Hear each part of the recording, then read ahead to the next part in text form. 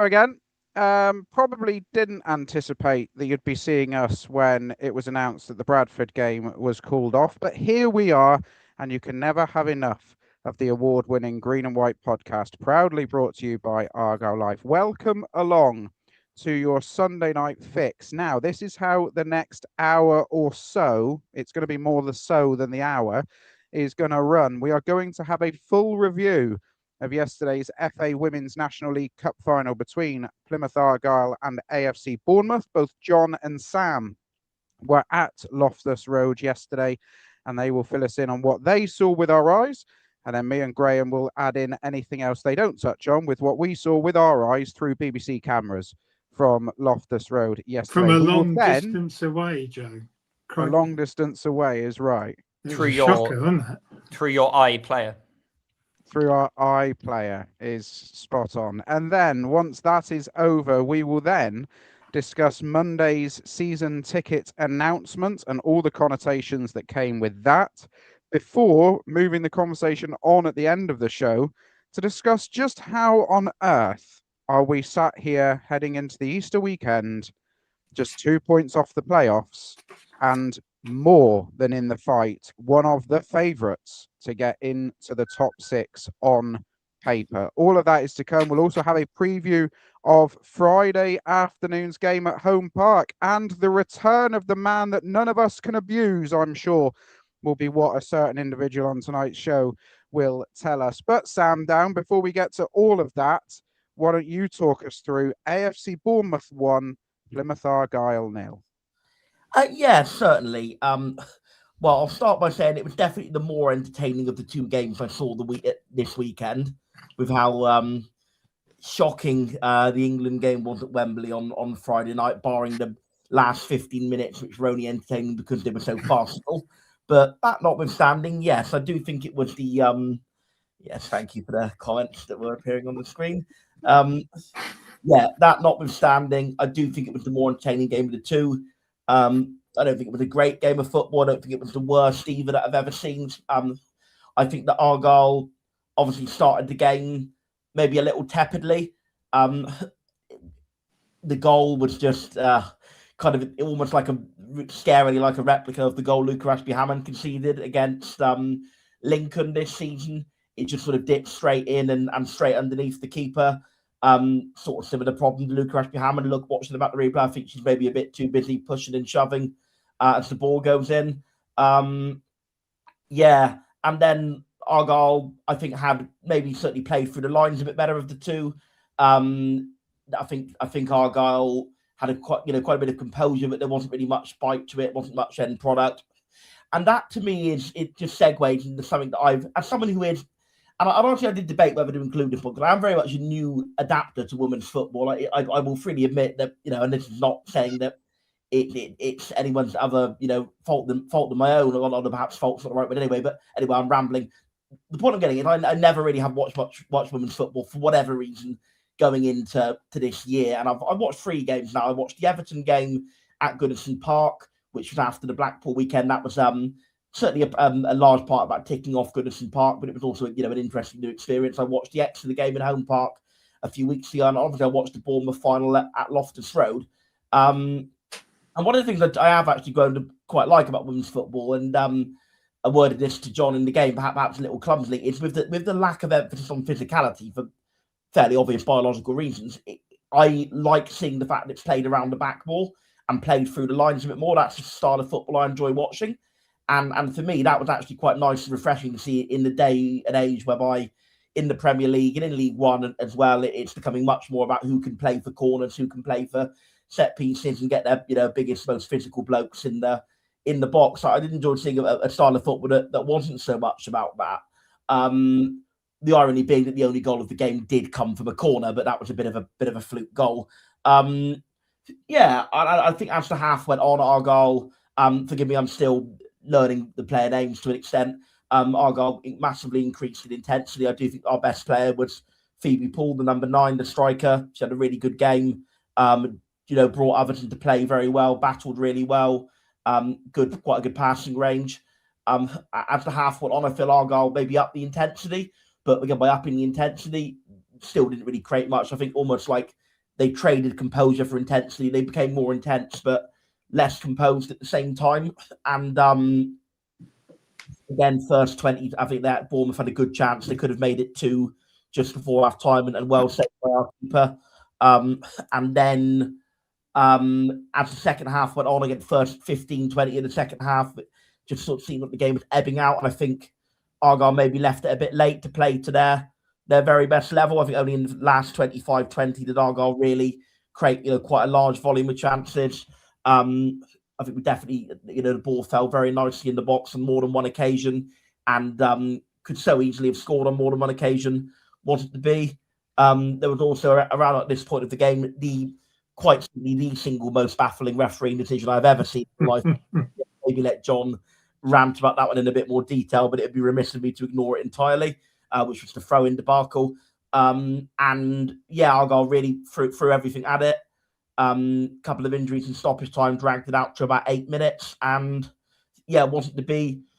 Bournemouth won, but to be fair, I think the fact that we won at Bournemouth in the league last week, I didn't see that game, certainly shows that I think maybe Argyle weren't at their very best at Loftus Road. I mean, clearly capable of better, but it does also, I think, show the progress made under Marie Hourihane. I think under the previous manager, I think Argyle were sort of languishing near the bottom of this league, whereas now, with hopes of being promoted to the second tier and made the final of the what is essentially the women's equivalent of the Pizza Cup. It's the cup for tiers 3 and 4, isn't it? So clearly progress made by the club in that regard, and some encouraging signs from the performance in the last 25 minutes. Like that, I'd certainly warmed up to it and enjoyed it more as it went on. Last 25 minutes, definitely Argyle were the only team scoring. I know that Game State has a bit to play in that, in the sense that Bournemouth are happy to sit in. But yeah, a little bit disappointing. I think they would have maybe thought they didn't quite bring their best, but I'm sure every one of the team and Marie Hourihane will be not too bothered if they get promoted to the second tier of women's football in May. That's probably my thoughts on it. I'll hand over to John for maybe a little bit more detail that I may have missed, and the polemic on the refereeing decision that I hinted at. John, I mean, it's tricky, isn't it? Because I think if Marie and the side are naive to think that Bournemouth weren't going to have a bee in their bonnet for what happened 6 days previous, where Argyle won it late at their patch, ending a 3-year unbeaten home record, then they were probably silly to think that. So it's probably no surprise that Bournemouth started the game as on the front foot as they did.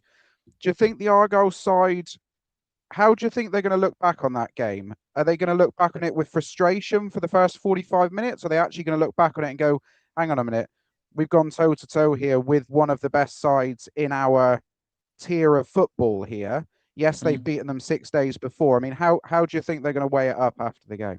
Yeah, I didn't sense any complacency at all in the approach. Yeah, I'd imagine they'll be disappointed. I didn't think it was a vintage performance. It certainly was a very, very tight game between two teams that looked very evenly matched to me. And that's what happens when two teams are very evenly matched, right? One team will get the better of the other in a league game, and then they'll play each other in the cup, and it'll go the other way. I certainly didn't think it was a game that Bournemouth dominated. I think maybe, unlike a couple of you in the chat who said that you felt that the worst team won the game, I actually personally felt Bournemouth were a little better than Argyle over the 90 minutes, but I didn't think there was a lot in it at all. Obviously, it's been decided by a goal that can't exactly call it a freak goal in the sense that it's very good delivery, and if you whip the ball into that sort of area and it goes in, then you deserve credit for that as the corner taker. It was a great ball in, but it's obviously not a very conventional way to win a football match. But yeah, it otherwise sort of felt a bit like two teams cancelling each other out. And obviously, when you've scored early, you are the team that's going to be happier with that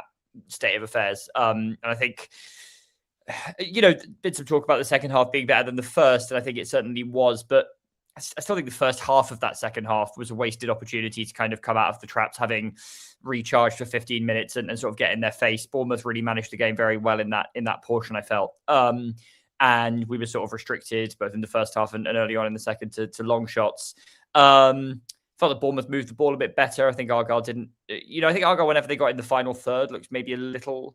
The other way around. Bournemouth, whenever they got in the final third, looked more dangerous than we did, certainly until the end of the game. I thought Argyle maybe moved the ball better through the other 2/3 of the pitch. But yeah, again, when you're 1-0 down, that's not a huge amount of use. So yeah, I obviously don't want to put words in their mouths, but I would imagine if it were me who had played in that game, I would feel frustrated, disappointed that they didn't give the very best account of themselves. But I don't think there's any reason for shame or anything like that. It was certainly a competitive game of football between two good teams, and one of them has just shaded it at the end of the day.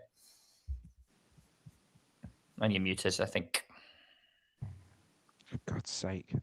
Graham, the two gents are probably the two gents are probably spot on with their analysis from inside the stadium. I mean, one of the things we will have picked up on watching the BBC iPlayer coverage was that the commentator mentioned towards the end of the game, for two sides that have so much quality going forward, it's perhaps a surprise to everybody involved that neither of the four attackers from both teams were actually the goal scorer yesterday.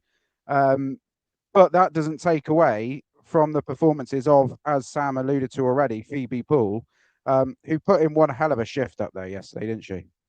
She did, and I think she's been consistently the best player. I think I've seen 6 of the home games this season, and I would say that first half probably was one of the poorer half performances of the season. I think Marie alluded a bit to that, whether it was nerves, the concession of the early goal, and the manner of it. I mean, if you look at the number of Bournemouth players in the 6-yard box, I've never seen more than Arsenal put in. It was incredible.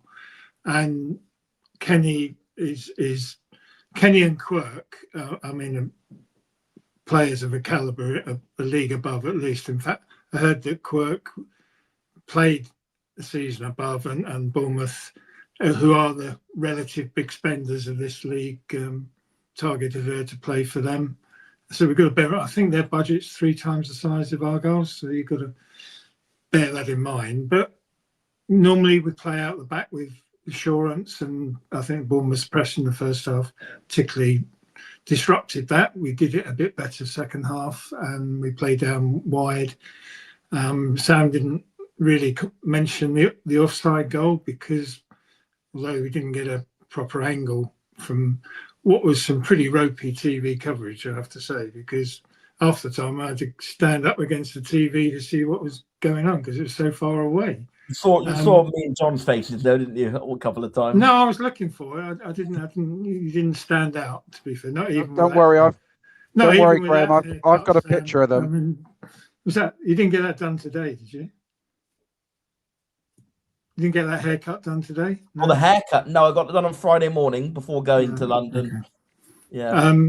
I think if they'd sort of like found a happy medium in between the angle it sounds like you had and the angle we had in the ground, where we were pressed in like sardines about 3 millimeters from the pitch, then it might have been a pleasant way to watch football, sort of like halfway in between those two distances as it was. I think we were a little bit close to each other for comfort, certainly, in the pitch as well.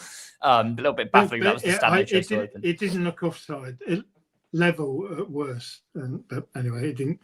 It wasn't given. We hit the post when perhaps we should have scored. And I think if we had got an equaliser, we might well have gone on and won it in extra time. But disappointing because they've worked so hard all season. The patterns of play that Marie has imposed, as Sam alluded to, playing through the thirds out from the back. I mean, Hermione Cole has got she's 2-footed, can distribute really well. And we didn't really do that first half. So I was disappointed for them because, they've worked hard all season and now 2 big games left, and see where we are at the end of the season. Yeah, definitely. I mean, John, you were pretty outspoken about one of the decisions in the second half that certainly the Argyle squad surrounded the referee about. This isn't even the offside goal that we're discussing. This is the decision that was taken from a throw-in, I think, directly in front of you guys, or in that area. An infringement was spotted somewhere. Now, the BBC commentators, they couldn't find what it was. And certainly the Argyle players seemed to be perplexed as to what it was. I mean, do you have any light you can shed on it from being inside the stadium? It looked very much like they signalled for offside from a throw-in, which is not in the rules of the game, as everyone who has ever played football to like a park standard knows. And yeah, and I think it's a broader point, so I actually do watch quite a lot more women's football than Sam. My other half is a Chelsea women fan, extremely for her sins. And so, I've been to quite a lot of games, and we have it on in the flat a lot. And the standard of officiating on the whole in the women's game, I think it's safe to say, is very, very poor. And I don't think it has kept pace with the improvements in the standard of the on-pitch action that you see. I mean, so many big games at the very top level of the women's game are just absolutely ruined by some of the worst refereeing you've ever seen. It was at the Chelsea versus Barcelona Champions League semi-final a couple of years ago that comes to mind. Sarah was so incandescent on the way home from that one that she was like messaged me to warn me that she was in a very foul mood. But yeah, it's pretty extraordinary refereeing there at the Chelsea Arsenal. I'm also I have to say I'm not a Chelsea fan, but these are just examples that I've seen. Chelsea Arsenal in the Women's Champions League this past week. There was a goal disallowed for literally nothing. For a alleged shove on one of the defenders where someone's just got up for a header, not really even touched the player at all. Certainly not anything that's out of line. There was VAR in that game as well, which is kind of a rarity for the women's game, and it didn't get overturned, which is and that decision. I don't want to sort of single out the officials, because I think again it speaks to a broader pattern and probably a lack of investment in that side of things. Maybe is what I'm led to understand, but it's terrible for the credibility of the game when a decision like that is made that is just so blatantly wrong. And obviously apologize if it was given for something else that we completely missed, but judging by the reaction of the Argyle players who did not behave in a way where they were kind of trying to influence the referee for the entirety of the rest of the game, all of them surrounded her like, what on earth are you doing? That is an absolute shocker. With throw-in hand signals. Yeah. And but it did, I think. Yeah, it did lead to the very amusing spectacle of the block of Argyle fans shouting offside every time a throw-in was taken for the remainder of the game, very much including us. So that was fun. Did the assistant referee flag for offside? Yeah, I think. Well, I thought the hand gesture that was made that I can recall seeing was the across the line, it's offside one. And that's clearly what they thought. Like the aspect of sometimes when assistant referees give a foul, they sort of wiggle their flag to indicate that some kind of foul's happened. It wasn't that at all. It was just a sort of standard arm out offside flag that you would typically see for offside. It very much appeared to be offside. If it wasn't offside, then clearly it looked absolutely like offside. Yeah. Anyway, not the most consequential decision in the game. That would be the offside. The offside for the goal. From our angle, that was impossible to adjudicate. I think she was definitely in an offside position. It's maybe the debate is whether she was interfering with play, because it went to the keeper and it was then pushed back out and tapped it in, right? If I recall rightly. So I don't think there was any doubt that the Argyle player was in an offside position. It's a case of whether she was interfering with play, I think, which is a little bit... No, I think it's when the ball was crossed, she was level at worst with the Bournemouth player. Oh, okay. Maybe I didn't quite pick up that nuance in the ground then, fair enough. For Sam going to football games in London this weekend, it's not been a great weekend for referees, is it? One referee can't count to two, and the other referee can't see if it's offside from a throw-in or not. So, yeah, that was. I think, according to the fourth official, which you did a very sort of North Korean display of propaganda. Apparently, Ugarte wasn't even booked once. Never mind, not booked twice in the Uruguay friendly. No, it's a good job we're not reviewing the England game, because the officials in that game resembled an Ant and Dec Saturday Night Takeaway sketch where they were just doing something stupid just to wind everybody in the stadium up. But anyway, we're here to talk about the paper planes, Joe. Well, and the paper planes. Was there a Mexican wave, Sam? Just very quickly, can you enlighten us? No Mexican wave, but lots of paper planes and lots of concert-esque phone light waving, which should be a lifetime ban from all forms of the game, if you ask me. Exactly. Let's quickly discuss. I have got a couple of questions I'm going to come to about the women's game in a second. Luke Hodge, I have seen your question. We're going to talk about that now in a minute. Is there any other players? I mean, obviously we touched on Phoebe Pool. We normally do a player analysis segment on this part of the Sunday pod. Is there anybody you want to pick out? I mean, I want to pick out Ellie Noble, who at the back for Argyle yesterday I thought was an absolute rock for them. Seemed to just win everything. And she earned a lot of praise on the on the BBC coverage. Is there anybody wants to pick out from the game? Yeah, I picked Paris Dalton, who came on at half time. I think she made a difference in the middle of the pitch. Sponsored by Passotti, as Mr. Newell would say. But there's a brown packet for you. That's all right. Another one, yeah. I've got a few more lined up. Don't worry.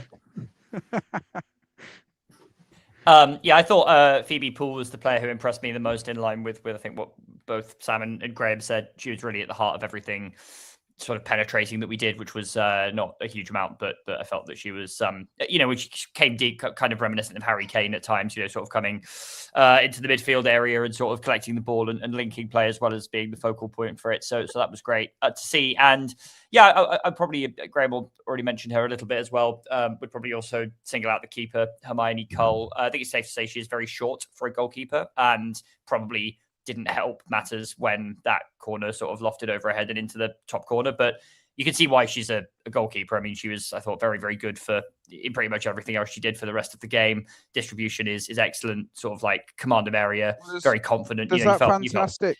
Yeah.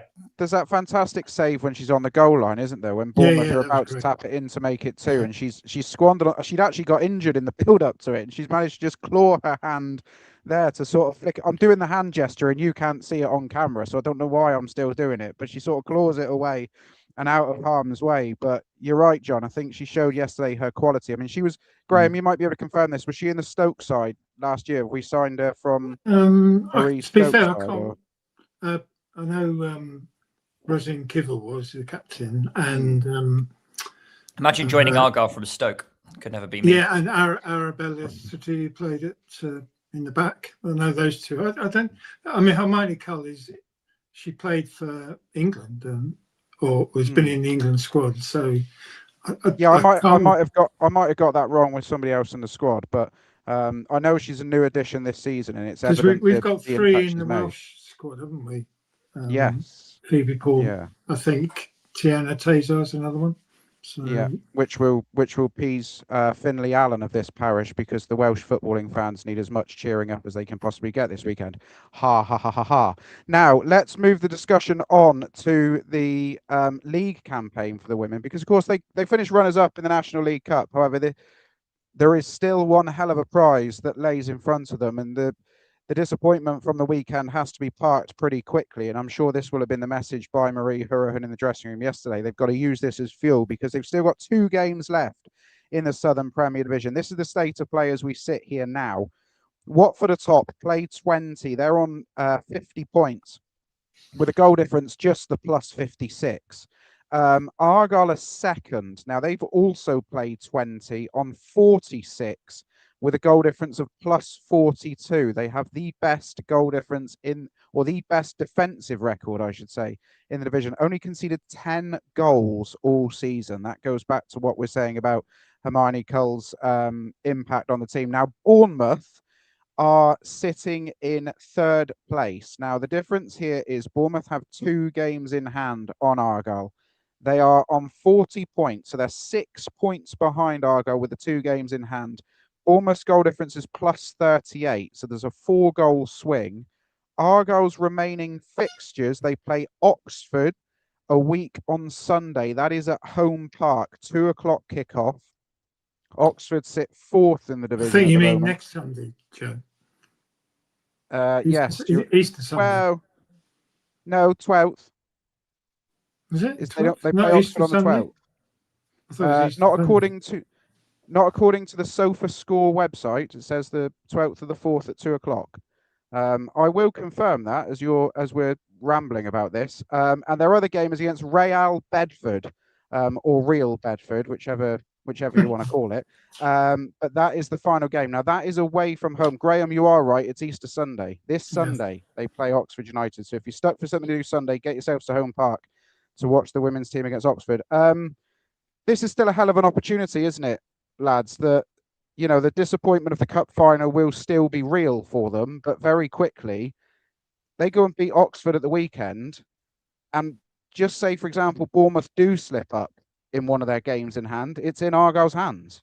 Yeah, I mean, two things to say. Oxford are out probably the 4th best side in the league, and we lost to them in the cup away 1-0.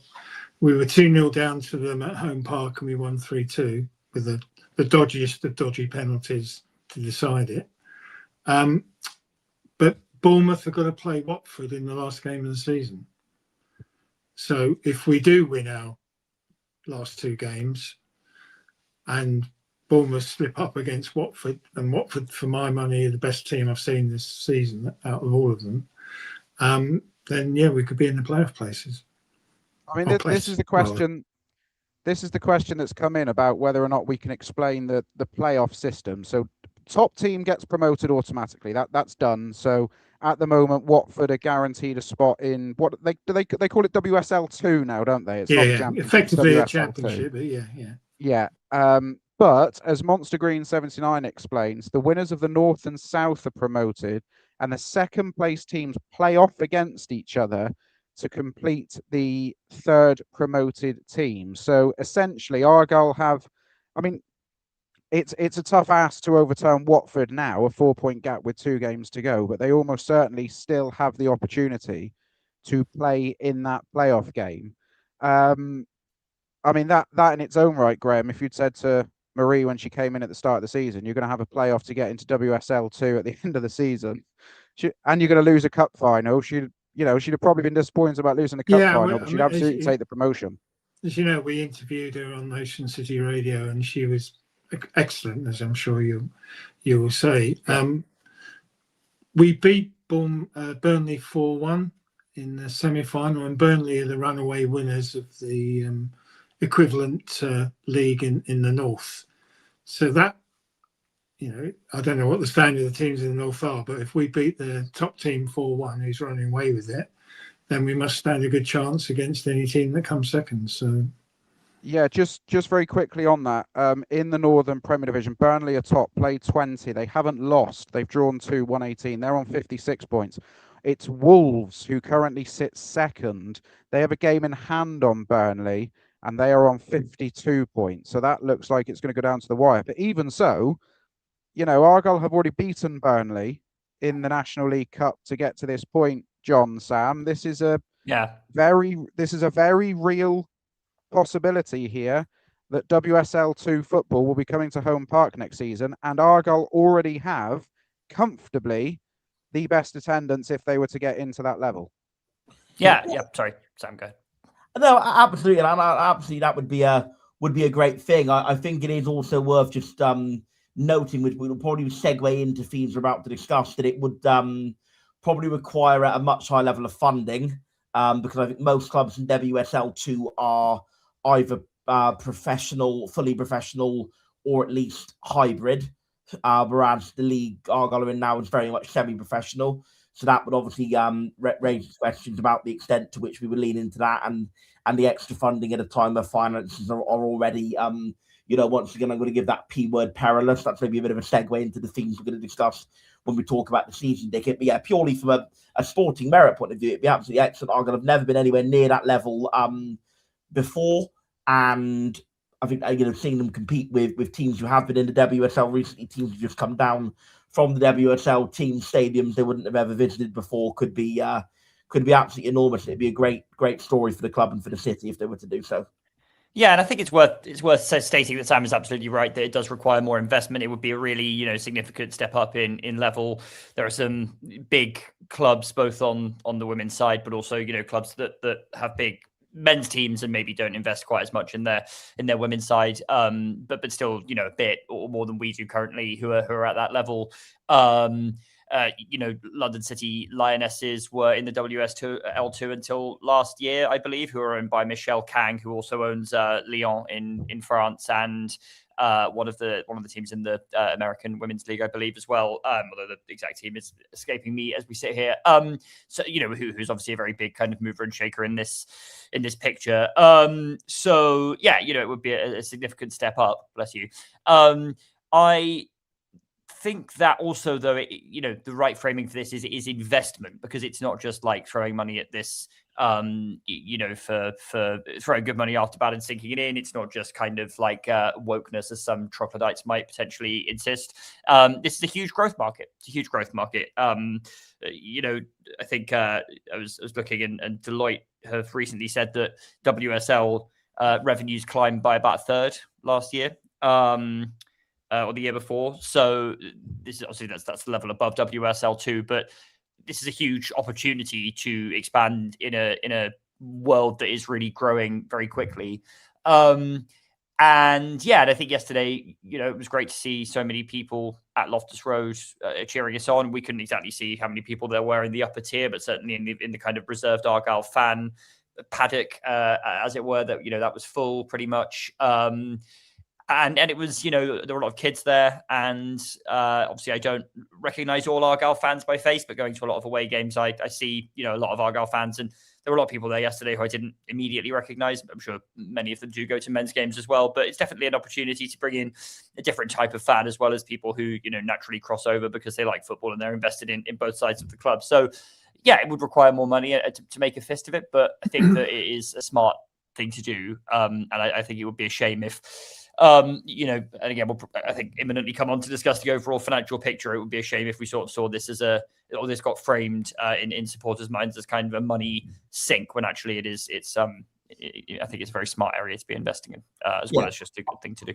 I think two things can both be true at the same time, and that it's currently a loss-making operation at the moment. Certainly a small loss-making operation, not as much as perhaps some commentators may suggest, but also that it is hugely growing, and particularly with promotion, absolutely could be very profitable in the future. And I think it brings us on more and more to the need for investment, because in a day and age where we're making redundancies, I think short-term investment speculation is being more and more wound back, just in favour of cutting the pennies short-term.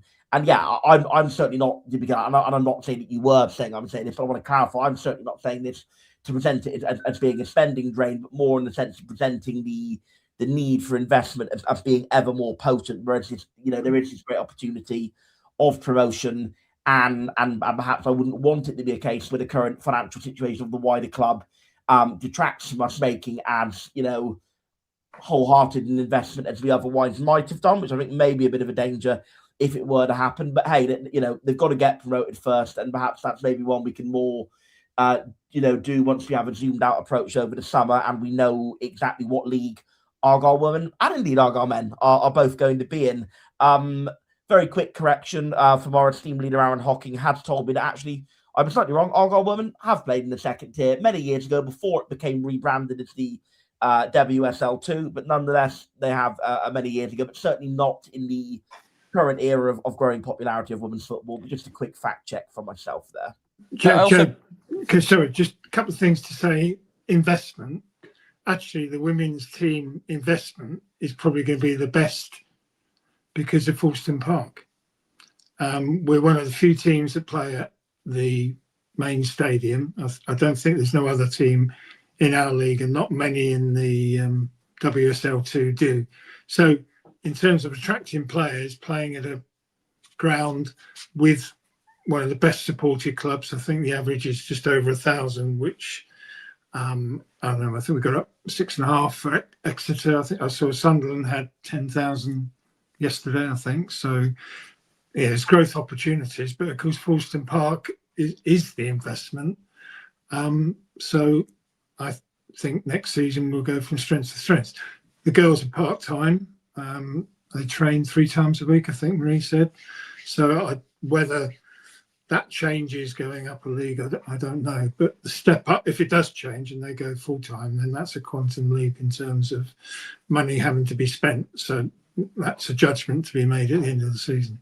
I think also it's worth noting just quickly as well that given the structure of women's football is a bit different to men's, the WSL and WSL2 are, I think, a completely separate organisation to what we're in now, rather than it being kind of a pure pyramid where it's essentially, I mean, obviously I know the Premier League is its own organisation, but you know, it's this would be a kind of ascent into a different structure, and if you can make a good go of that, then yeah, the opportunities so there. In an organisational sense, this would be more like going into the Premier League, even though it would only be actually going into the second tier. In an organisational sense, it'd be more like going into the Premier League in the sense of completely coming out of the organisation and into a new one. Then would that be fair to say?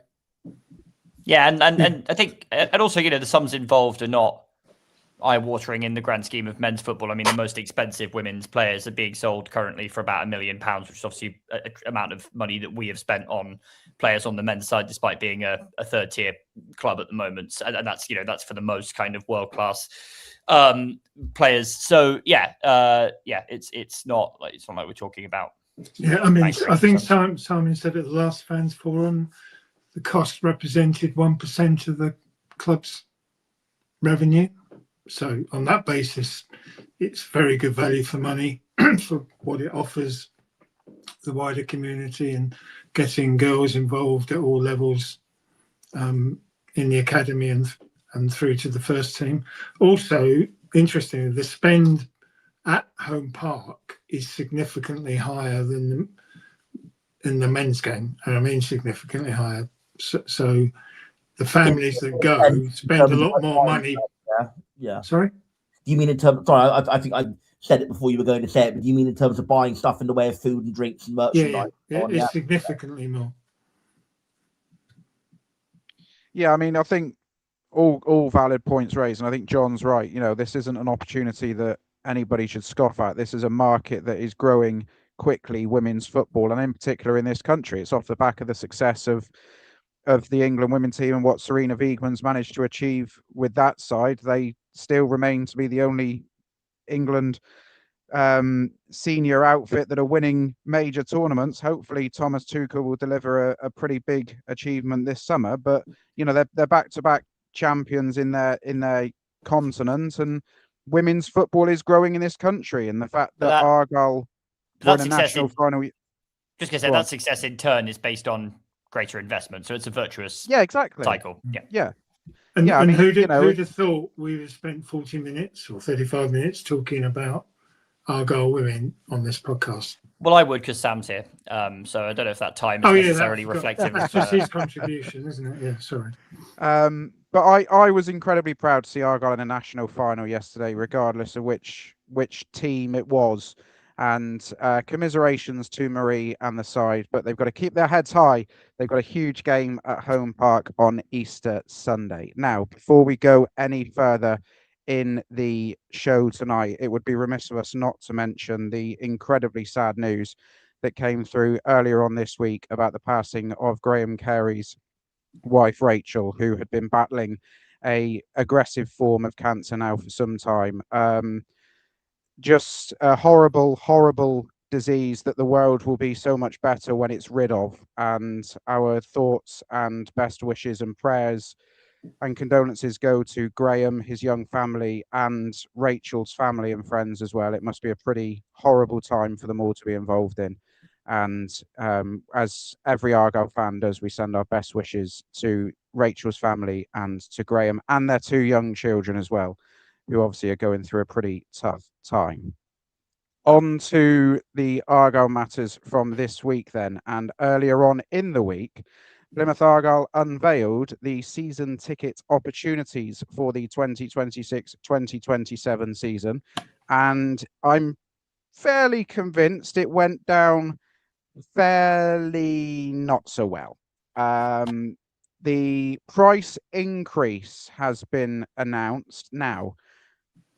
Personally speaking, I think you're a little bit naive if you weren't expecting a price increase on a number of levels here. One, just the general way of life these days. We all know, everybody feels it in their pocket, most more than the minority, that everything is going up in price and life is just getting harder to live with the money that everybody has available.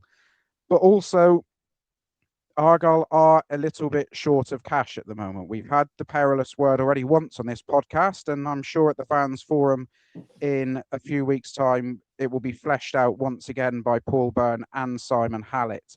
But gents, I put it to you that actually the main gripe that the supporters had on the whole, whilst nobody's probably overly thrilled that we're going to have to pay more than ever before to potentially watch League One football next season, it will likely be comfortable, although actually I was going to say it will likely be comfortably the most expensive season ticket. Sheffield Wednesday pay a king's ransom for their season tickets, don't they? So, and they're probably going to be funding their first team squad next year with it. well worth it. Yeah, let's not go down that route, John. But I put it to you guys that the actual gripe Argyle fans had was more the renewal window that was initially given until the 24th of April. And if you just think about that logically, between now and the 24th of April, there was one payday. There is a significant public holiday in this country that by and large is the first period of good weather this nation has in the year. Therefore, families go away. People go away at Easter. We see it down here in this neck of the woods. Cornwall starts to come alive at Easter because people travel down to the West Country. So people go away.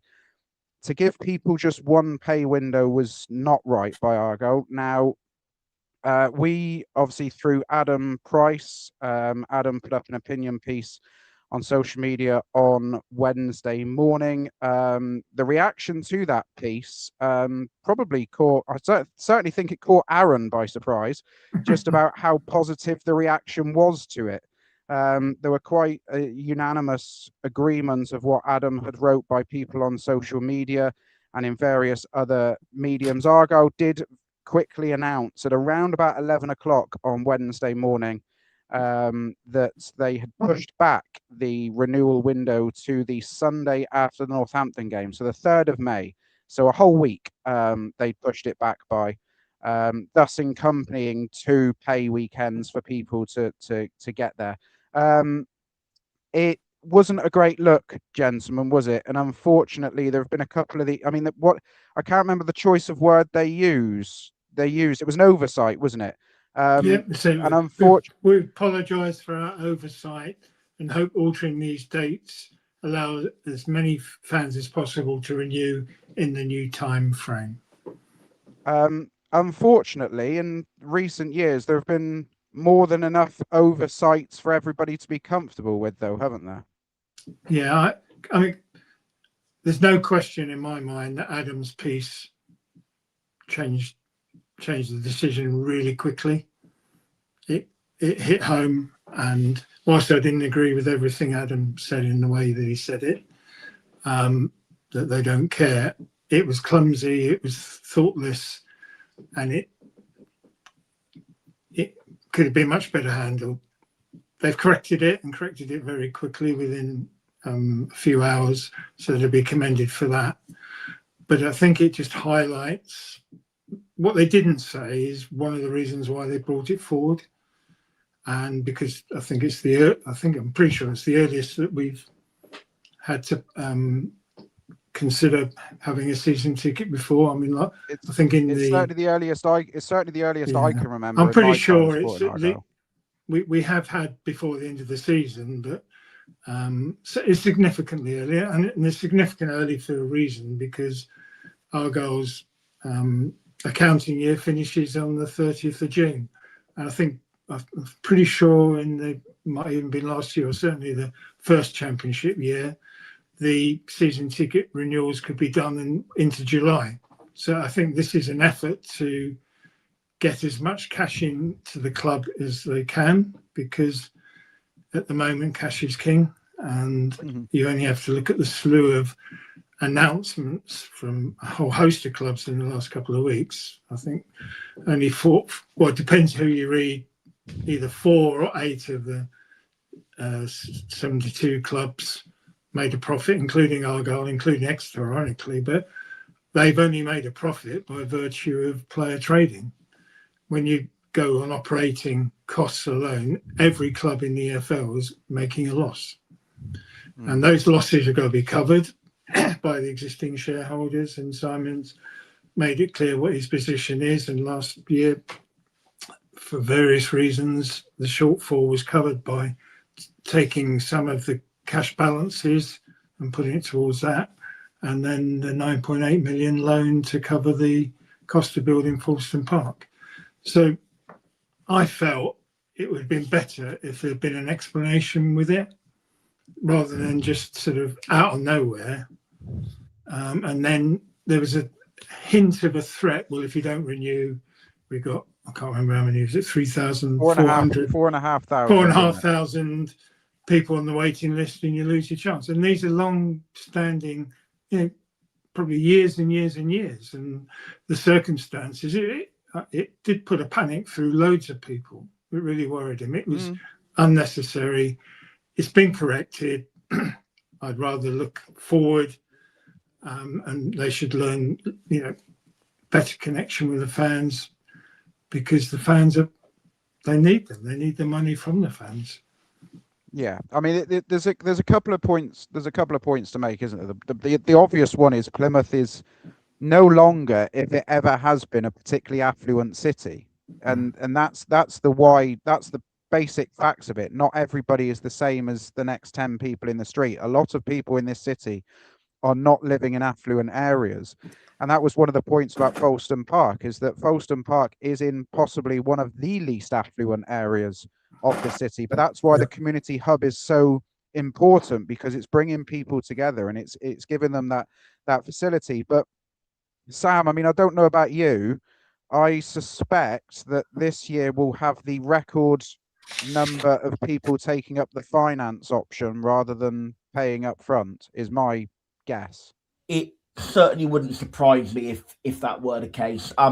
Yeah, I'm maybe not going to give my full long-winded view on it, because I think so much has been said already, and it has been reversed, and all that kind of thing. I would like to raise a few maybe more specific points rather than giving my general view, which I will be putting in writing as part of my regular piece for the Plymouth Chronicle in collaboration with Argyle Life.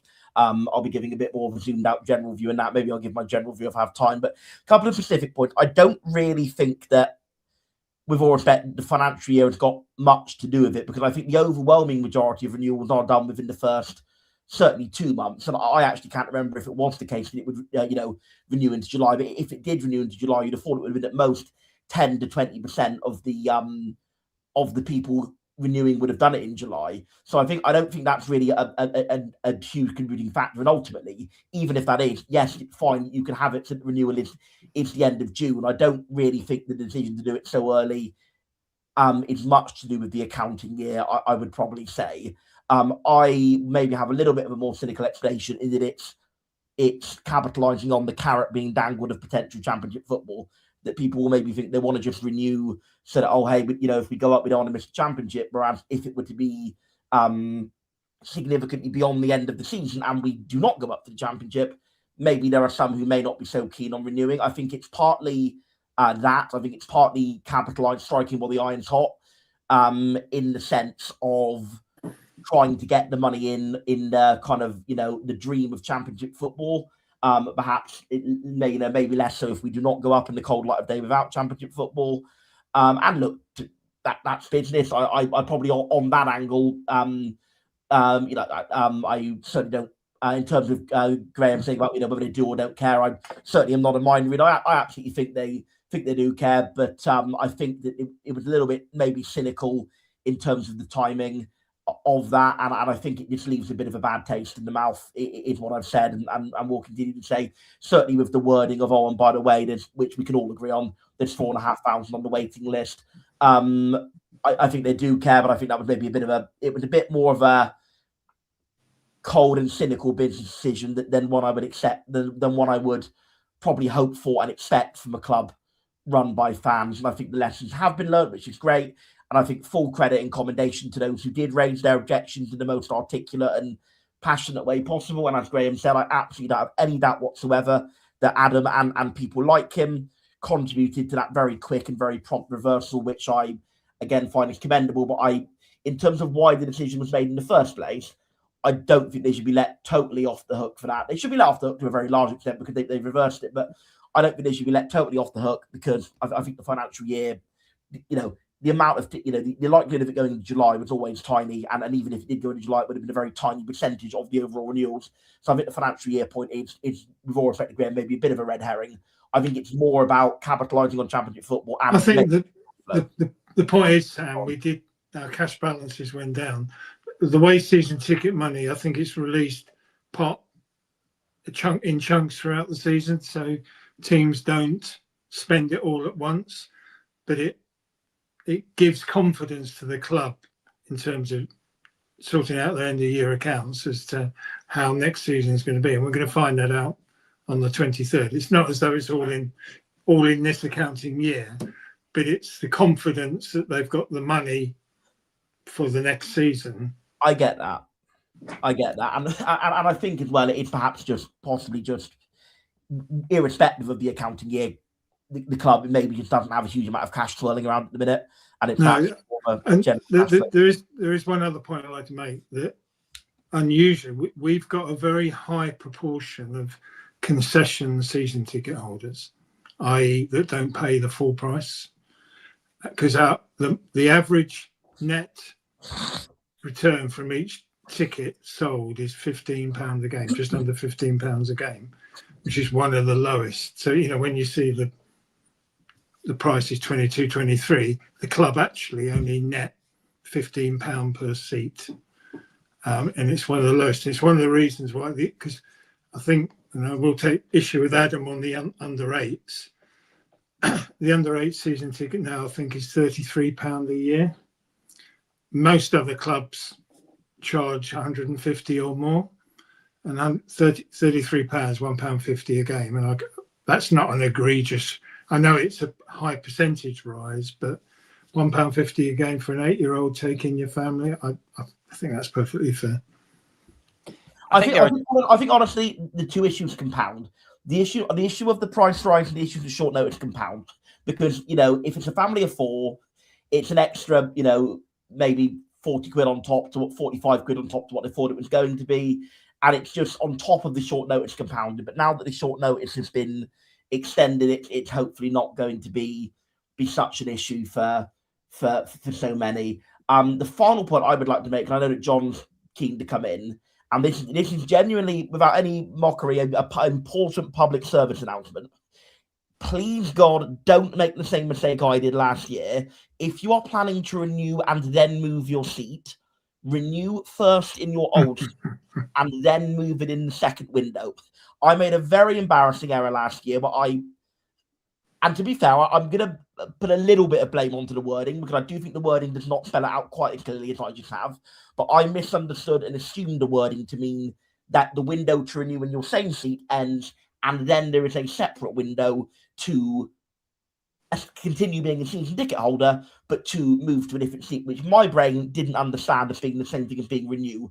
Very clearly, I got that totally wrong. If anybody who wants to move their seat, again, just be wary. What you must do is renew in your old seat first of all, and then move your seat in the secondary window. That is the correct process. I completely messed that up. And to be fair, as much as I do think the wording could have been better, the club staff who I dealt with were enormously helpful in understanding my error and allowing me to then move my seat. But please, anyone watching, don't put yourself through it. I had to go there on a Monday morning and queue with a stomach racked with nerves and explain it like a complete muppet. So please, whoever is wanting to do that, renew first, then move after. That's my public service announcement done. Sam also auditioning for the Jet2 holiday adverts with his talk of a family of 4 there. I think that was all I could think of. Which I think we all agree we'd like to see. So Jet2, get on the blower to Sam. Yeah, I think there's two issues here. One of them is like, we shouldn't lose sight of the fact that the cost of football and the way football is organized as a business in this country, and not just in this country, but is a disgrace. It's not remotely sustainable. And yeah, fans being asked to pay through the nose for lots and lots of things increasingly. And I think that is, just because that's a reality doesn't mean that we should sit here and say, well, that's okay, then it's just a business decision, whatever. Secondly, obviously we are within that structure, and therefore business decisions do have to be made within that structure. I think that the fact that it is a terrible structure would lead me to have preferred them to announce this in a completely different way, rather than a sizzle reel where they're giving us the dictionary definition of the word limbs, which I think everyone probably already knows, and sort of making it sound like you must snap this up. And then, as some people in the comments have pointed out, including some kind of vaguely mafioso-ish language about, if you don't do it, then nice season ticket seat you've got there. Shame if something were to happen to it and someone off the waiting list were to come in. yeah, maybe it would have been better to instead publish an interview with the CEO or somebody where they say, we understand this is difficult for fans. We understand everyone's hurting at the moment. The cost of living crisis is very real. This is just going to be another list of costs that's going up, but here's why we're doing it. I think that would have been a much less tone-deaf way to proceed. So I think, yeah, as has often been the case this season with the club, there is an actual issue where the kind of the most virulent criticism is understandable, but maybe lacking nuance in how the club is making decisions, and then a PR issue, which is sort of a separate thing where they've been found wanting. And I think, yeah, we've obviously mentioned a couple of times, both recently and a few months ago, when things were really at the nadir, some of the feet that Mr. Byrne has put in his mouth over the course of the season, just as one example. I think there needs to be better communication between the club and the fans going forward. I think this is something that they have been quite good at in the past, but this season it seems to have gone slightly awry, and I just felt the whole way this was handled until you know, the U-turn that they did on the window the next day, where they put out a statement saying, we hear you, obviously that's good, but until that point it just felt like yet another kind of tone deaf pronouncement from the club. And I think you have to remember, obviously things are going well now on the pitch and we are in for an exciting end of the season, which we'll talk about in a minute, but it's still not been, you know, a vintage season overall, and particularly our home form has been actually until recently quite poor. So, you know, putting out that video about how exciting and wonderful everything is, I think is a little bit of a misreading of the room still, even if the vibes are generally much better than they were a few months ago. A few months ago still happened. We're very much kind of living with the consequences of that still. And I just sort of wish it had been handled in a better public facing way. And that applies to a number of things the club have done this year. And hopefully they'll learn that lesson going forward. Yeah, John, I agree. I absolutely agree on the point about maybe, you know, once they announced it, they could have immediately published an interview with Paul Byrne where he just outlined, look, you know, we know it's difficult for everybody. This is why it's happening. You know, and just we quickly, don't expect. I'm sure they'll do this at the fans forum. But the point is, like, just as they have, like earlier in the season, they did the fans forum where they gave the strong impression that they knew we were in a big crisis and they were taking it seriously. But that was only several weeks after Byrne had gone in the Herald and said they weren't concerned, you know. And it seems like it's doing damage control at that point. Yeah, the issue with that though, John, is the fans forum is one day before the original closing date for renewal, so it wouldn't have washed with anybody then had they done it. So I do think an interview at the time could have been done, but that's all by the by. Going on to your point about communication between the club and the fans and how it could be better, and there's been a number of situations. I mean, you know, we championed the point on this podcast, didn't we, through Ben and Finn's tiresome work about the personal assistant fiasco with the away club travel and things. My personal opinion, and I must stress this is just my opinion, this is what Fans Trust is for. The club should have a relationship with the Fans Trust where this is the medium, this is the go-between. And it took an opinion piece from Adam Price to get this change and nothing from the Fans Trust. I was just a little bit, you know, that's why you've got a Fans Trust, to be the voice of the fan base with the football club. And I think the two need to work a lot better and a lot closer so that if there's an issue, as supporters, we can go to the Fans Trust and the club can listen to them. Joe, you might not know, but there is actually what they call effectively a fans assembly that publish minutes on the club website, of which the Fans Trust are part. But they never get consulted on season tickets or shirts or anything. I was part of the fans assembly last few years, and I didn't want to do it this year because I saw no purpose. Somebody's just made the same point. If you click on the Argyle website, you'll see the minutes of the meetings and everything. And so in terms of communication, I mean, this is unique. And then we've got 4 fans forums, which could last at least an hour, where half that time at least you get unscheduled questions from the floor. There's no club in the land that's been as open and transparent as that. But definitely, and I agree. And look, the Fans Trust have done wonders for this football club and for this fan base down the years. Nobody will ever take away from their role with the administration in those dark times. I just like the club to work with them better. And I know we're going on about the fan assembly. I couldn't tell you who my representative is on the fan assembly board. I couldn't tell you. I don't know who they are. I mean, there was a There's great one big for the piece put out, Linders. There's one for each stand. I mean, but we don't know who they are. You're like you don't. No, they are. You know, it's difficult for me to say because I was part of it, and I just saw it wasn't going to work. And the fact that nobody knows about it, there was a post on exactly. Maybe a couple of days ago I'll raise pointing it. out. Maybe I'll raise it on the 23rd when I'm sat there in Club Argyle. Maybe I'll stick my hand up and I'll ask the question. That's if they're willing to give me the microphone to ask the question. Joe, do you know who your MP is? I do, sadly. Just checking. Okay. Yeah, sadly, I do know who my MP is. Anyway, moving it away from the political discussion because politics don't belong in football unless they give you a free tour and a picture in front of you. I'll just if you click on Fan Experience Assembly, yeah, there's the whole list of all the objectives. Have they posted the minutes from? Have they posted the minutes from last week's meeting yet? Then I can tell you who's on it. Fans Trust Virginia Pike, Argyle from Afar, Nigel Rick, Argyle from Afar, Kevin Buckthorpe, Argyle Pride, Away Games, Devon and Cornwall, Devonport End, Evergreen, Family Experience, Her Game 2, Low Mayflower Stand, Linders Road Stand, Disabled Supporters Association, Seniors, Upper Mayflower Flower Stand Representative, Vice Presidents, and Young Fans.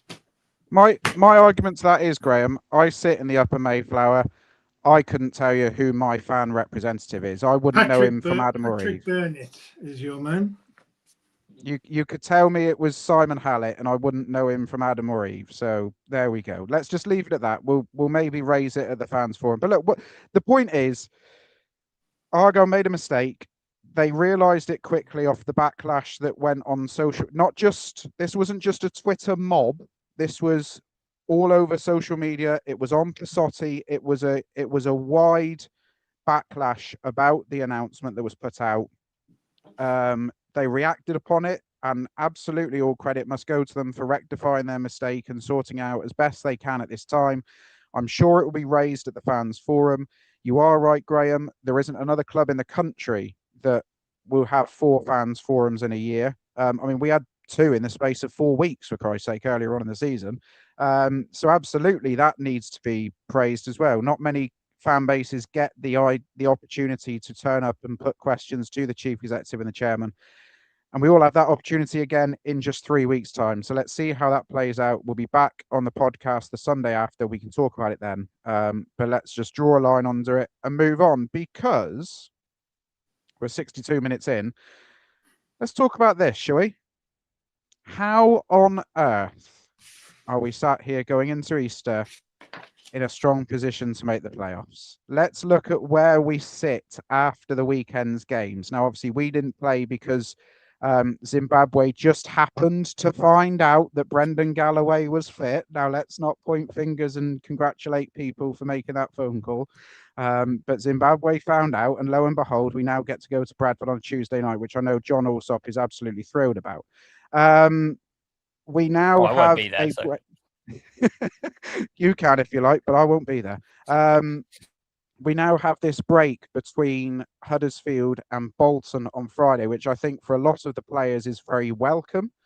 I'd imagine for Tom Cleverley, it's very welcome as well, because he can go away and recharge for a couple of days. And I think they were back in on Wednesday or Thursday this week. They came back Wednesday because there was the sponsors evening on Wednesday. Yes. So they've been in training all weekend and they're ready to go for Friday's game. Now, at the weekend, there were games that were played. So Stockport were winners.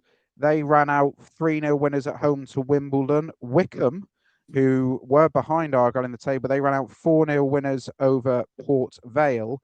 And Reading ran out 3-0 winners over Wigan Athletic. So the current state of affairs is Argyle are now 2 points off the playoffs with a game in hand on Reading.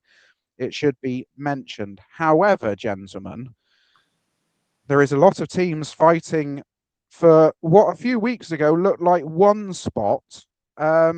I would wager that at least 2, maybe 3, and looking at the fixtures, I wager all 4 playoff spots are still up for grabs. This is going right to the wire, isn't it? Sam's going to have you retract that, I think. No, he can have me should retract we it all he read likes. out Bolton's fixtures, Sam? Well, yeah, I mean, let's go through it. So at the moment, I've worked hard on my train home from Bristol Airport on Wednesday, and I spent an hour and a bit doing a spreadsheet about who's playing who between now and the end of the season. Bolton have by far the hardest run-in. So between now and the end of the season, Bolton still have to play an average position of 6th in the division between now and the end of the season, including games against Argyle, Stockport, Cardiff, Stevenage, Huddersfield, and Bradford. And Luton are in there as well. Now Bolton 2, Burstow 90+6, Sissoko 90+25, Stockport 1. I think is what you're referring to there, Joe. Yeah, that Bolton. Now Luton, I included them on the spreadsheet as well because Luton technically have the easiest run-in on paper. Now, Luton have to play an average position of 15th in the division between now and the end of the season. Luton do have 2 massive drawbacks. One is Jack Wilshere and 2 is they are Luton Town Football Club. So let's look at Argyle's fixtures. Now, Argyle have an average league table position of 13.89 between now and the end of the season. So rounded up to 14th. Gents, this is on, isn't it? Like this isn't a dream now. This isn't a hope. And I'm not going to say it's an expectation, but this is very real that actually in the realms, football's not played on paper, but we are in a very strong position despite currently being 2 points outside the playoffs. Yeah, I think, as I kind of said last week, I'd give a slightly shortened version of it. After the Cardiff game, that was my big moment of this can happen. After the Huddersfield game, it was my moment of I think this will happen.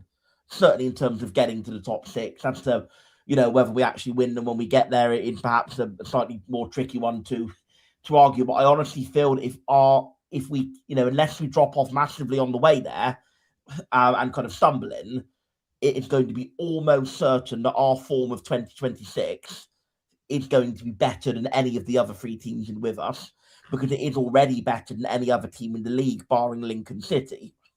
So Bournemouth, I'm still thinking of the early discussion.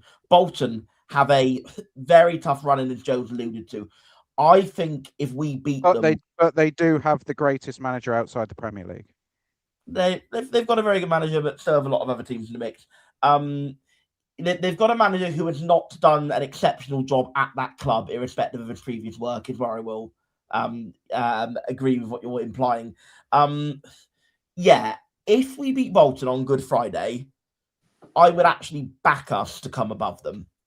I think what is genuinely an understated possibility is that we are at home in the second leg of the playoffs rather than away, because coming 3rd or 4th is very much a real possibility. So we are 6 points off Bradford, yet to play them, and we are 7 points off Bolton, also yet to play them.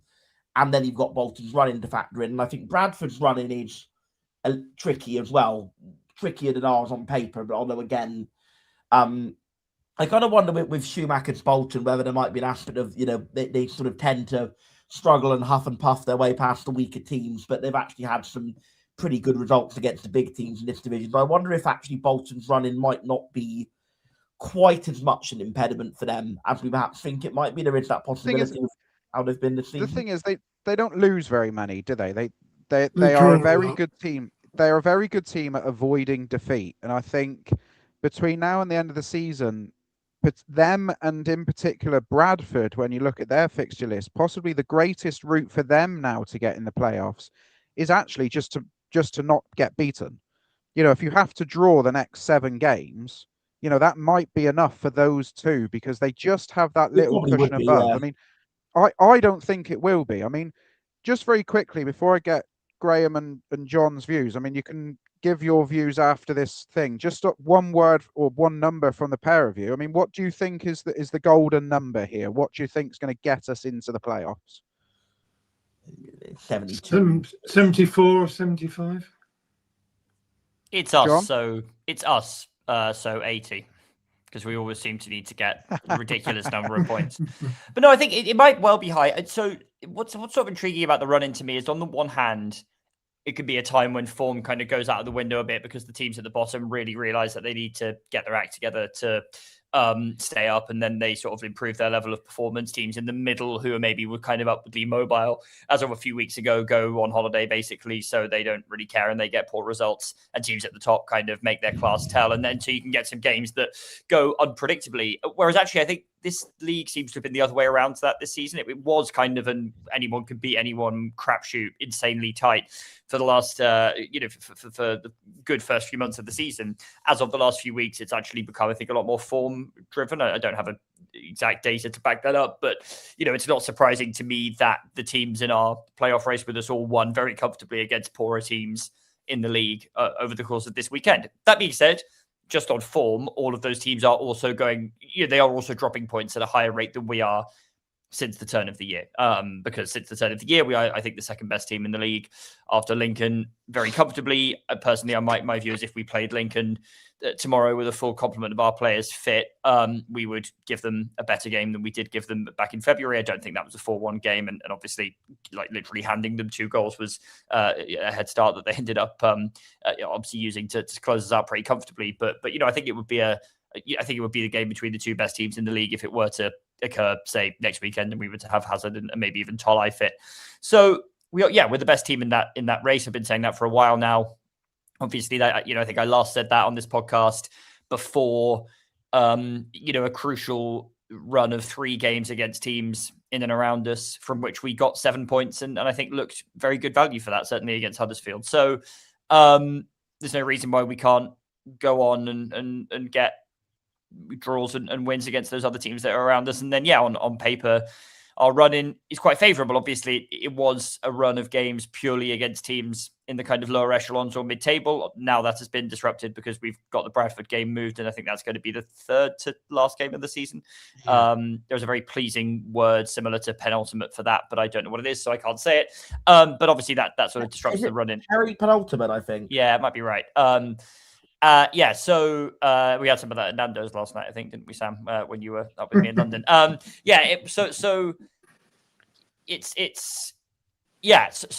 by the logic of what I just said, those slightly easier on paper fixtures, obviously you don't want to be complacent about it, and our 1 defeat in recent weeks has come at Rotherham, but it does look like a league to me that is kind of pulling apart a bit in terms of quality showing, and at the moment we look like we have the most quality of anyone apart from the team that are the runaway leaders who we don't have to play against. So I think we're in a really, really good position. And I think I said a few weeks ago when we were several more points off, I would rather be us than any of the teams in that race. And I think that has been completely vindicated in the last few weeks. And we're now right in among it.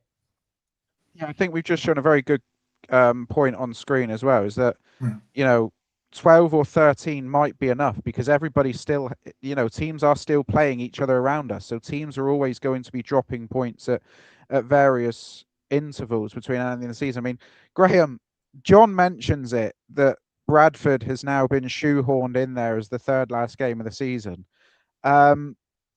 You have been quite vocal on our radio show and this podcast on a number of occasions about the similarities between 2017 and 2018.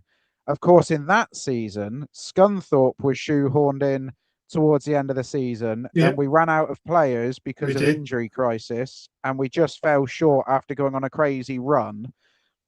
I don't want to be the bearer of negativity, but is there a possibility, given our record of A, getting people fit, and then B, keeping them fit once we've got them fit, and just the culmination of it being 1 game too many happening again? Well, I think the difference between the 2 seasons is under Derek Adams, we actually got into the playoff places a few games before the end of the season, and we had to play Scunthorpe and we lost.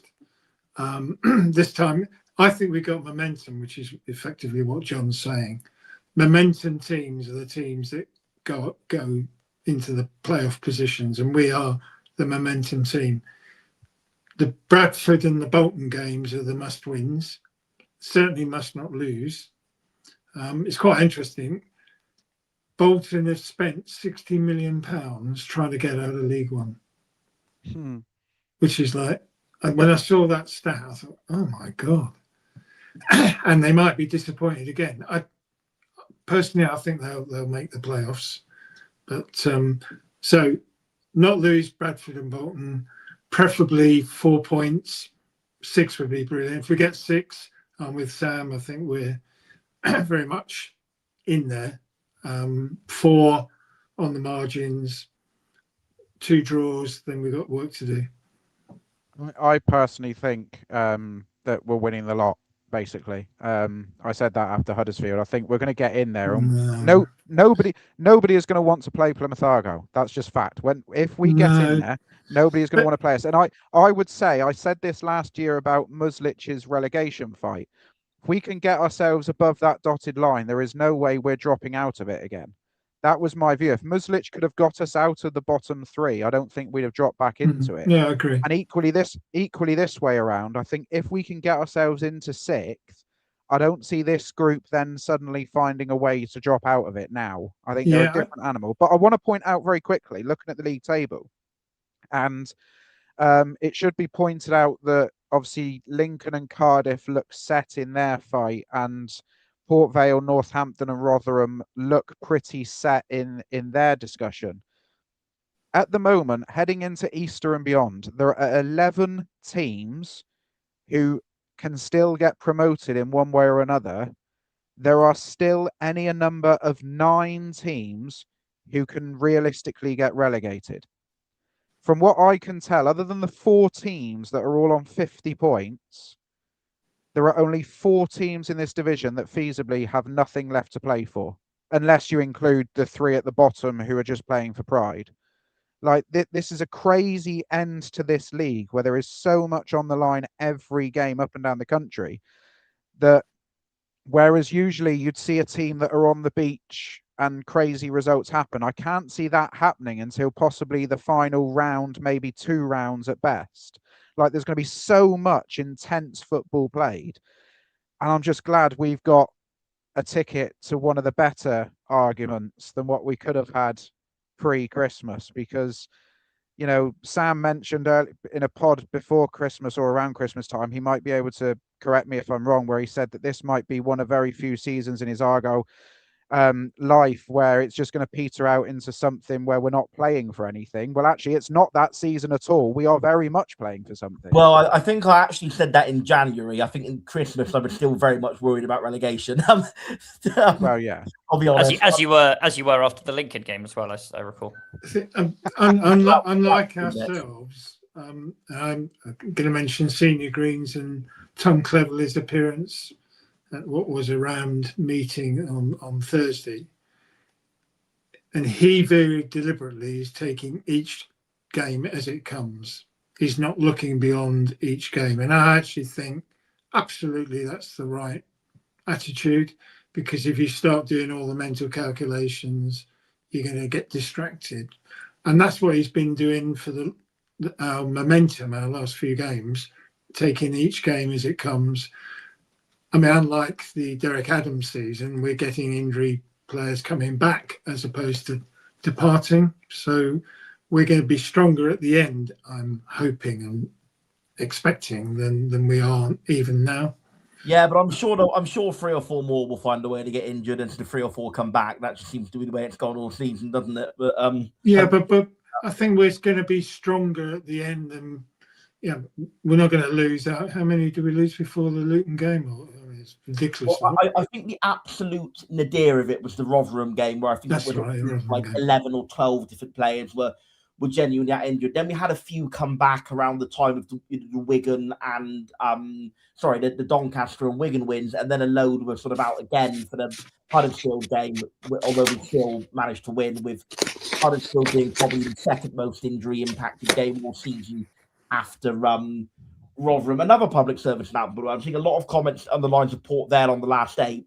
that's the last home game, to be clear. The last game of the season is away to Northampton. I just want to make sure people are aware of that. But the last home game is at home to Port Vale, and that the return of Ben Waine, as you'll see on your screen, as Darren pointed out, Ben Waine scoring an 89th minute winner, I think would be the most Argyle way ever to be knocked out of the top six, having clawed their way into it. But hopefully that's not going to be the case. And I agree with what Graham said about the importance of Tom Cleverley and the team taking each game as it comes. But for us sort of, analytically minded fans who like to take a step back and look at the bigger picture, I think so 7 games left. This is it now. This is all it's on. It's these 7 games. We've done magnificently to get here from where we were. I would say we've done very well to get here from where we were even in June, never mind where we were in December. But if you just look at that, let's not forget how recently we were in serious relegation trouble. When we woke up to watch Argyle play home... Yeah, after the Lincoln game. I just said that. No. When we woke up to watch Argyle play Burton at Home Park on January the 4th, we woke up that morning in the relegation zone. We were in the relegation zone for the first 3 days of 2026. That win against Burton was the win that lifted us out of the relegation zone, and we've obviously never looked back since. So we sort of just zoomed from being in a relegation zone to being in a playoff chase, with maybe like a maximum 1 month in between where it kind of looked like both outcomes were just about still in play. But really, in terms of primary focus, it's kind of gone from relegation fight to playoff fight in 6 weeks. It's been an absolutely remarkable turnaround from where we were. As I've said, I still think, based on the fact that, yes, top 6 budget, but as Graham said, budget doesn't always equate to death. When you consider the fact that, yes, I will still maintain there were absolutely some mistakes made in recruitment, certainly in terms of wage allocation, in terms of how much we're spending on certain players. Yes, Pepper and Assetti are absolutely coming good, but I would say in terms of all the mistakes that were made with recruitment, all the terrible injuries we've had, when you factor all that into the equation, I think if Tom Cleverley has us come 7th, 8th, 9th in the league, that's genuinely an overachievement as a head coach. If he has us come into the playoffs, that's an even bigger overachievement. And if he has us win the playoffs, as I've said, I think that's a bigger overachievement than what Stephen Shumacher did in 22-23. And that was very high praise indeed. Let's not forget that, as Shane Harris pointed out, last weekend we applauded the lads from 30 years ago. In 1996, Plymouth Argyle made it to Wembley in the playoff final. 2016, Argyle made it to Wembley in a playoff final.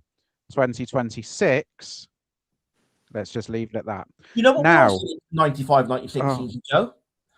Go on. Lost our first 4 league games as a newly relegated club and won the 5th. There you go. Correct. Yeah. And let's not forget, that's a manager who very clearly was available back in the Championship when things were going awry. Anyway, let's leave it at that. Just one thing something else that came out of Senior Greens that's relevant is to why we haven't actually discussed why we've turned the corner and got the momentum. And Tom Cleverley put it solely down to the 4-4-2 formation, playing the 2 players up front, a lot more higher pressing. He started it. The Bristol Rovers game, he had to go 2 banks to 4, but he played it properly for the first time at Leyton Orient, played really well.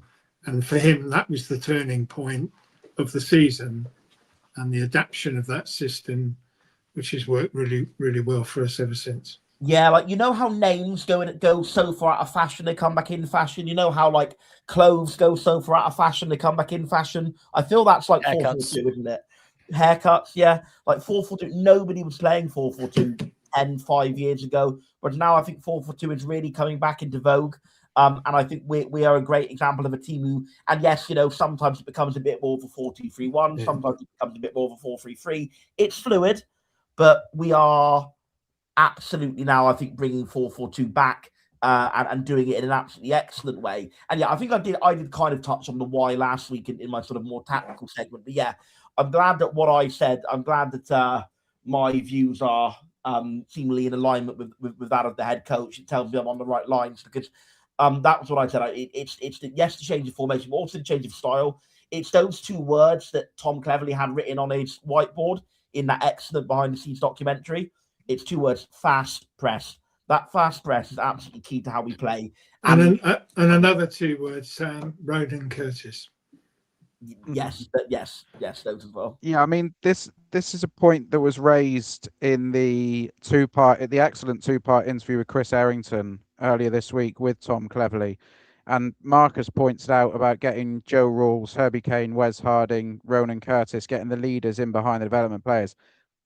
It's a point that we were making week in, week out at the start of the season. It's certainly one that I subscribed in, that we had a young group of players who simply weren't able to cope with the pressure of playing for this football club at the start of the season at home park. That's why the form was so poor at the start of the season.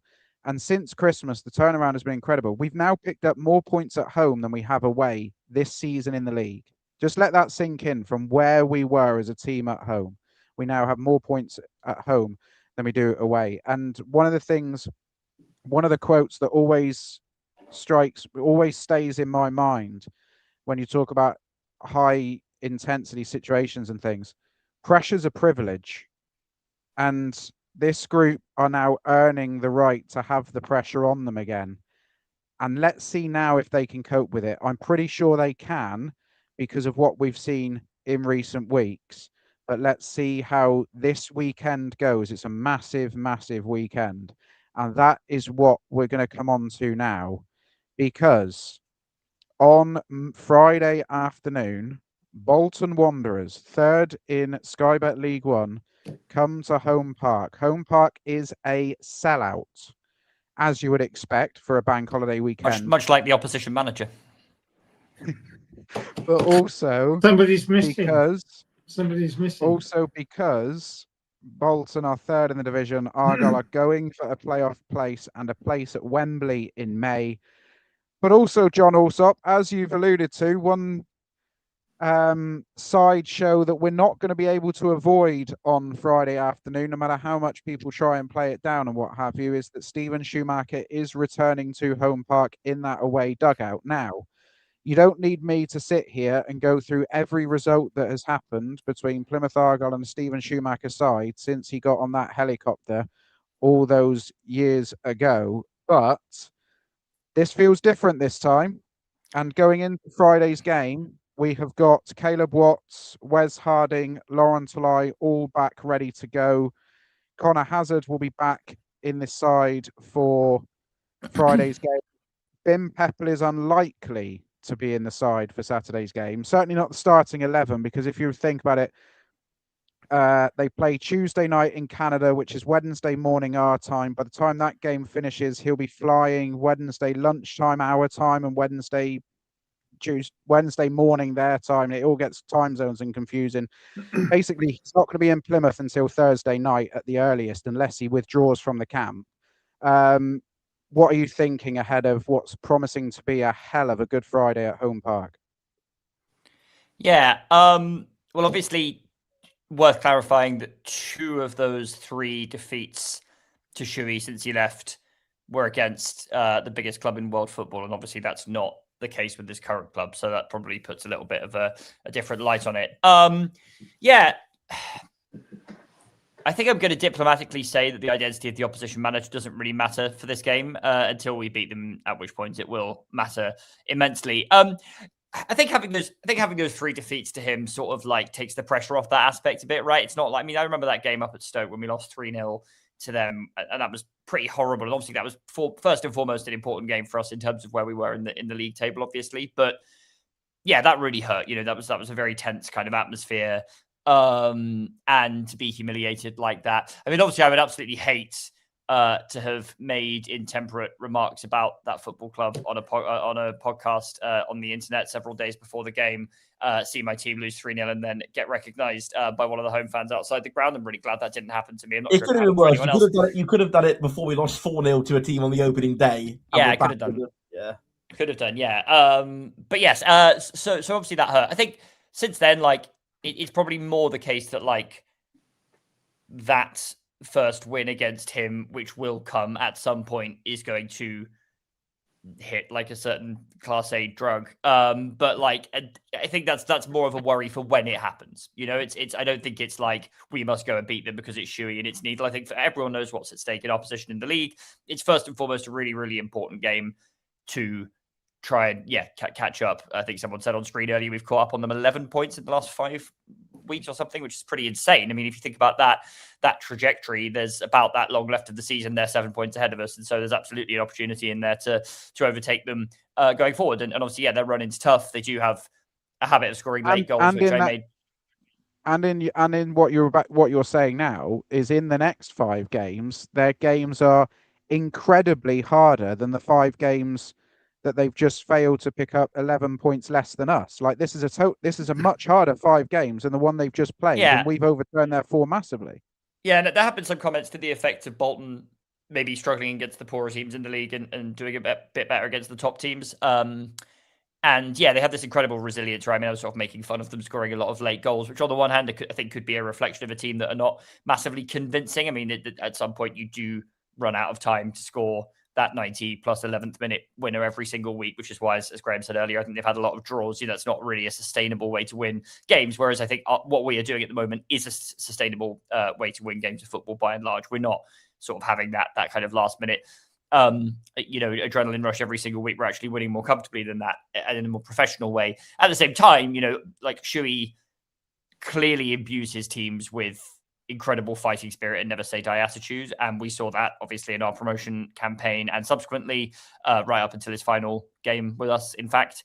So I think you can't really say at this point that it's a total fluke or just luck, right? I think they've had 2 games this season where they've been losing going into the 89th minute and not only managed to pull it back to the draw, but actually won the game despite losing the 89th minute. It was in the Huddersfield game earlier in the season, I think was a Thursday night live on Sky, and also in the Wigan game when they were 2-0 down in the 88th minute and scored 3 goals. Yeah.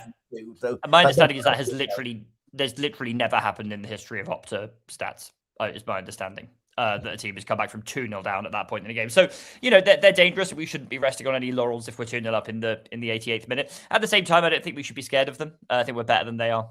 Like I said, I think we're better than everyone in the league apart from maybe Lincoln at the moment. So, I would be much more scared if I were them coming down to face us in the form that we're in than I am playing them. Like I said, I think the Shuey factor, it's not the biggest part of the game for us. For him, he's already got his sort of 3 wins over us. I doubt he's really thinking about that or losing too much sleep about it, to be completely honest with you. So yeah, obviously another tough game, another game against the team that's up there. But since we started off on this, it's now going to be actually, I think, 4 games against teams who are really in our conversation. It could have been 6, right? Because the Bradford game would have been another one, but that's been moved, as we discussed. And obviously Barnsley, I think it's safe to say, have sort of fallen away a little bit. And probably, I think they're not someone we're really discussing in terms of the playoff hunt anymore. But at the beginning of that little spell of games ahead of the Reading game, it could have been the case that was also an important one from that point of view. So this is actually the last of what we thought would be 6, but is actually 4 games in a row against top teams. And so far, we've got 7 points from 3, which is a very good return. I actually think a draw in this game would not be the worst result at all. I think we're unlikely to win all of our remaining games. There'll be a slip up somewhere.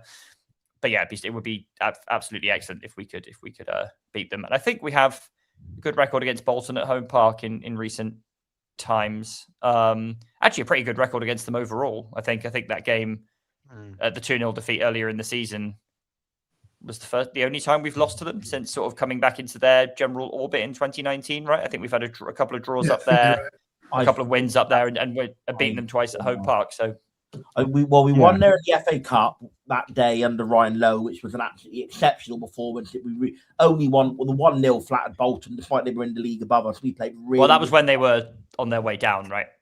Yeah, they were on their way down and we were on our way up. So yeah, and then we crossed over them, and then we didn't play them in the COVID season, and then we had obviously 21-22, which was the hilarious Ryan Broom goal to wrap up a 3-0 win. And then we did the double over them. We won 1-0 there, Macaulay Gillespie. And then we won 2-0 at home in the 101 title season. Not a great performance, actually. A bit of a sloppy performance, but did enough to get the win done. And then we drew 0-0 up there. And then, yeah, we obviously then didn't play them either of the 2 years we were in the championships. Yeah, this was actually not only the first time they beat us, the first time they've even scored against us since going back into our orbit was in that game, which is kind of crazy as a fact, but there we go. They had 5 games against us where they not only didn't win but didn't even score, and be a good time to turn that record back around and re-establish our status as Bolton's bogey team. I genuinely think they're going to be more worried about us than we're worried about them. I really do think that. I agree. What I'm most looking forward to is the Joe Edwards-Sissoko clash. And I'm sure Joe is going to put him either in the first 2 rows of the lower Mayflower or the first 2 rows of the Lyndhurst. And I would love to see that. Why is that, Graham? Because that's very harsh, in my opinion. Sorry, in Sam's opinion, it's very harsh. Yeah, this is for Sam. To be fair, I did really enjoy Sissoko's occasional cameos with his blinding skill, but he does have a habit of overdoing it and trying to take the mick. And if he tries that with Joe once, I think he's going to come off the wrong side of it. Might find himself acquainted with the statue of himself outside the ground. To be fair to Adam Price's point on screen now, we're talking about meaningful games that matter, obviously. We're not talking about Mickey Mouse. League games only, to be clear. Mickey Mouse games. And in terms of Graham's point about Joe Edwards going up against Ibrahim Sissoko, or whoever's on the wing for Bolton, whoever it is, without being big-headed, Joe Edwards will have come up against better wingers than them this season. And he's scored pretty much each and every one of them this year. So I've no doubt that he will win the argument. As somebody else has already pointed out, Corey Blackett-Taylor announced shortly after last weekend's games that he is out for the season, which will be a big blow to Bolton. And obviously Ryan Hardy now playing for Huddersfield will be a big blow for Bolton as well. And their striker chances given. I think the lads come in from Celtic and he scored 1 goal, if that. Maybe more than 1, but he certainly hasn't scored as many as Ryan Hardy would have if he had 2 working legs. What are we thinking team-wise then, Sam? Just very quickly, we don't need to go into a huge point about this. I mean, presumably if Bim is jet-lagged or they're just not going to take the chance with 2 games in quick succession here and save him to start on Monday, presumably Talai just replaces Bim. And, I mean, what do you do? Do you leave Caleb Watts on the bench or do you try and get him in the side? I mean, I would argue that Owen Dale shouldn't be dropped now after his performance against Huddersfield. I think you go Lauren, assuming Talai is okay to start, which I guess he probably will be because I think he was borderline to being on the bench for Huddersfield. At the senior greens, Tom was actually asked the question whether he was being clever. He was very cagey and he qualified it by saying he expected him to play over the weekend, which I thought was quite an interesting remark. That could be wording to the effect of maybe this is a little bit worse than we maybe thought it was. Then. So, yeah. Or just me using my green tints here. Were they having a behind closed doors game at the weekend against each other, and that was the over the weekend he was talking about? With no game in the week, were they having a behind closed doors fixture at home park amongst themselves with a mixture of the academy players and things? And that's what he meant, was that Talai was getting minutes over this weekend. No, I didn't. With a view to next weekend. I didn't read it that way, to be fair. Okay. So, either way, if his legs are attached and his muscles are attached, then I think he starts and he has to start, given Pepper was a genuine doubt to not play this game. Or start. Well, yeah, it's tough because I think from what Graham said, that would maybe indicate that this injury is perhaps slightly a little worse than first feared, or dare I say it, that maybe even the player himself is not too comfortable playing through the injury as much as Tom Cleverley might have hoped, is maybe what he's hinting at there. But if that is the case and Lauren Talai is not ready to start, then I think Owen Assetti, with how excellent he played against Huddersfield, has absolutely earned another start. That will come as no shock to anybody who knows my view. It might be an odd scenario if Talai is only just coming back to fitness and Peppel's only getting in very jet-lagged, 36 hours before kickoff.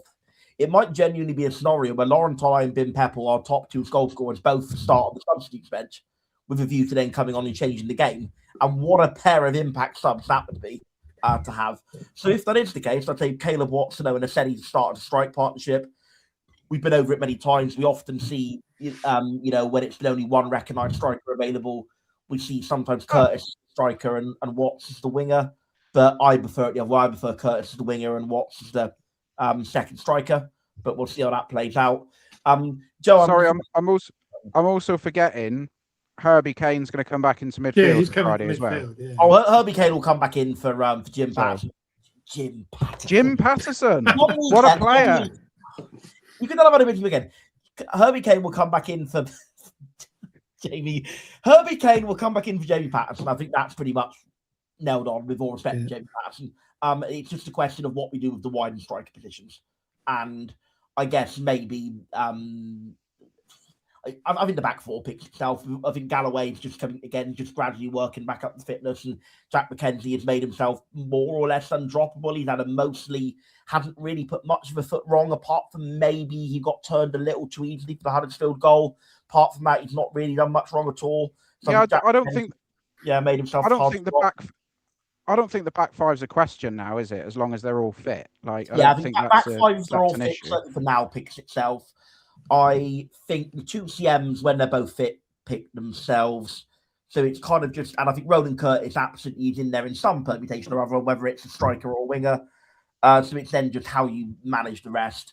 And I think I would probably, if Tolai is fit to start, maybe even if he's good for 60 minutes and then Bim can come on for the last 30, I would then say Tolai and Aseni with Curtis and Dale as the wingers, just Dale over Watts. But if Tolai is not fit to start, then I think Watts starts as a striker instead, meaning Dale is the uncontested choice at left winger. It's probably my view for what it's worth. If we are saying that Tolai is going to play at some point this weekend, and it is just a toss of a coin which, he plays Friday because Bim Peppel is absolutely playing Monday. Like one or the other will start Friday, one or the other will start Monday. In an ideal world, they both start Monday, and we're going to Barnsley, and all we have to do is basically keep David McGoldrick quiet and just worry about the other end of the pitch ourselves. But I think if there's a possibility that Tolai can get an hour out of his legs on Friday, or even 70 minutes, and then Bim can just come on and run around to get over his jet lag, then I think that's absolutely what we should do.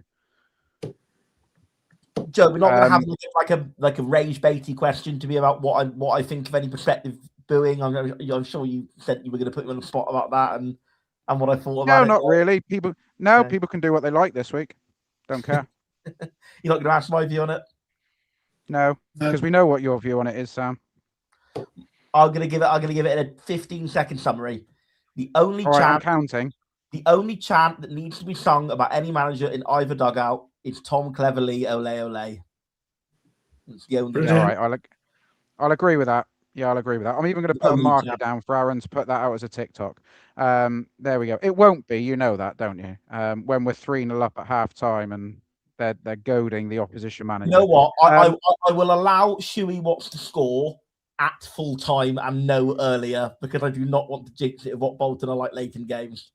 That's my concession. For Janet, and your YouTube comment on screen, we only have 5 minutes to talk about the women's team now. You missed our 45-minute discussion at the very start of tonight's show, and it will be available to you. You can do it again if you like. It will be available to you on YouTube as soon as we come off air. So if you have missed our full review, and it was a full review of the National League Cup final yesterday, catch it at the very start of tonight's show. Right, score predictions, gentlemen. Plymouth Argyle versus Bolton Wanderers will go anti-clockwise. Graham Clark. Nervy 1-0 win. Sam Down. Nervy 2-1 win. John Alsop. 2-1, Tolai and Peppel off the bench. Tolai 90+1, Peppel 90+13. You think we're going to out-Bolton Bolton? Yeah, why not? Well, we out-stoked Stoke last season on around New Year, didn't we? So it might even have been New Year's Day. So why can't we out-Bolton Bolton? I agree with Plym 1969. I think 3-1 home win, and I don't think there'll be any cause for concern at all. I don't doubt that Bolton may well have occasional better quality chances, but at the end of the day, we are red hot, and that is undeniable. And I think Graham is right, and I think what John said is right as well. You know, Bolton will be doing a lot of work this week to stop us rather than what Bolton will be doing to impose themselves on the game.